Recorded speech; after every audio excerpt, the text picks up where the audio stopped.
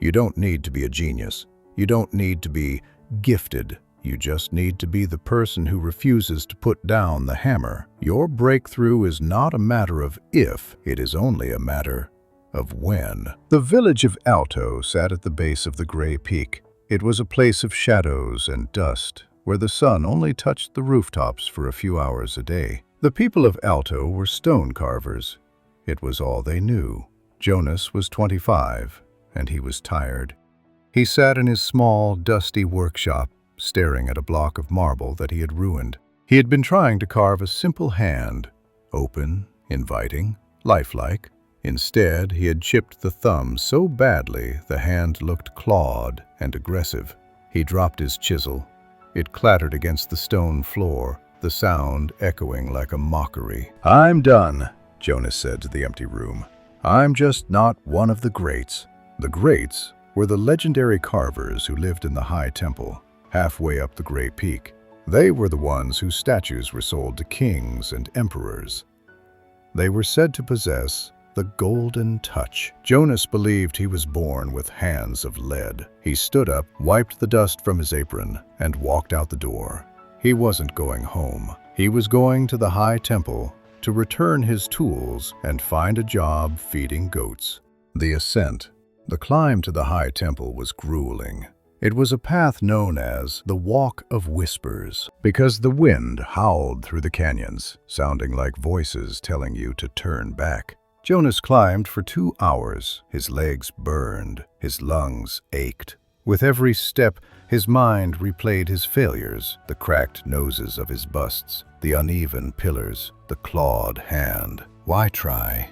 he thought. "Some people are born to fly. I was born to fall." When he finally reached the massive oak doors of the high temple, he was gasping for air. He didn't knock. He pushed the doors open and walked into the central courtyard. He expected to see magic. He expected to see men and women dancing around marble blocks, striking them once to reveal perfect statues underneath. He expected to see the golden touch. Instead, he saw an old man sweeping dust.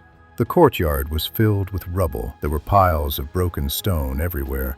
The old man, who had wild white hair and strong, ropey arms, stopped sweeping and looked at Jonas. "Delivery day isn't until Tuesday," the old man grunted. "I'm not delivering," Jonas said, throwing his bag of tools onto the ground. "I'm quitting.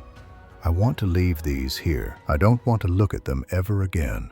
The old man leaned on his broom. "Quitting? Why?" "Because I have no talent," Jonas spat. "I work for weeks on a piece, and then one slip of the chisel ruins it. I'm 25. If I were going to be great, I'd be great by now." The old man looked at the bag of tools, then back at Jonas. "I am Elian, the master carver of this temple."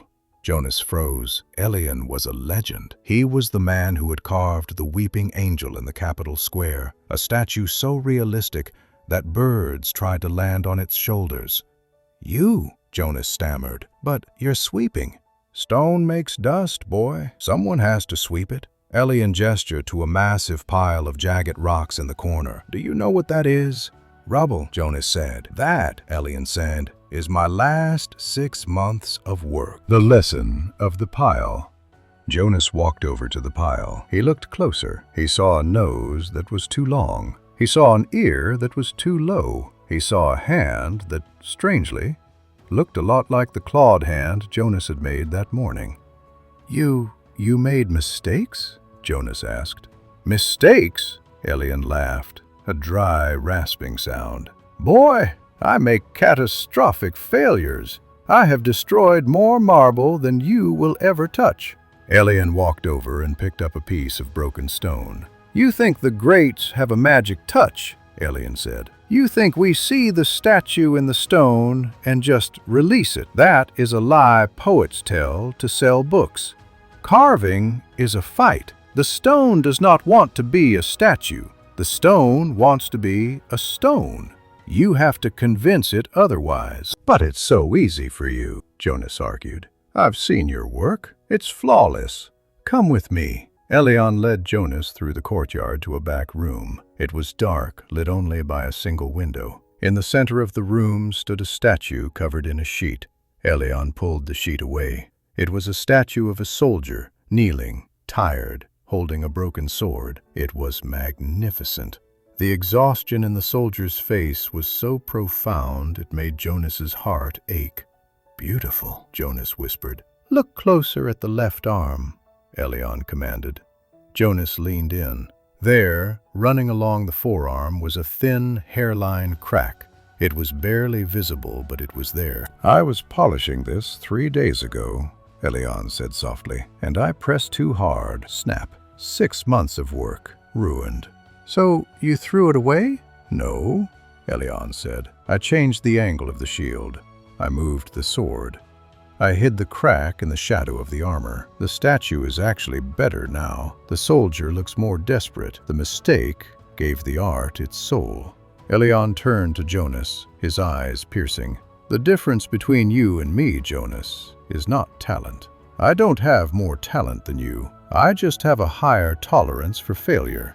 When you break a piece, you say, 'I am a failure.' When I break a piece, I say, 'Now I know how not to carve that muscle.'" The 10,000th blow. Elion walked back to the courtyard and picked up Jonas's bag of tools. He held them out. "There is a rule in this temple," Elion said. "It is called the rule of the 10,000th blow." "What does that mean?" "It means that the rock doesn't break on the last hit," Elion explained. "When you strike a massive boulder with a sledgehammer, nothing happens. You hit it 10 times, nothing. 100 times, nothing. 1,000 times, still nothing. But on the 1,001st hit, the rock splits in two." Elion stepped closer. "You, Jonas, are standing at hit number 999. You have spent years striking the rock. You are tired. Your hands are bleeding. You see no crack. You see no progress. And so you think the work has been wasted. You think the rock is winning."